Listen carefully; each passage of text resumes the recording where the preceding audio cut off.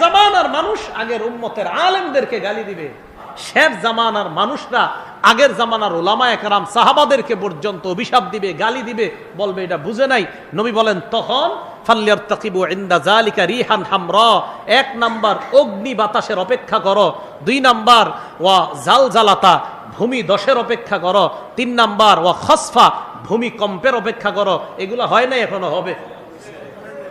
4 number ও মাসখা চেহারা বিকৃত হওয়ার অপেক্ষা করো। 5 নাম্বার ও কসফা আকাশ থেকে বৃষ্টি, পাথর বৃষ্টি আসার অপেক্ষা করো।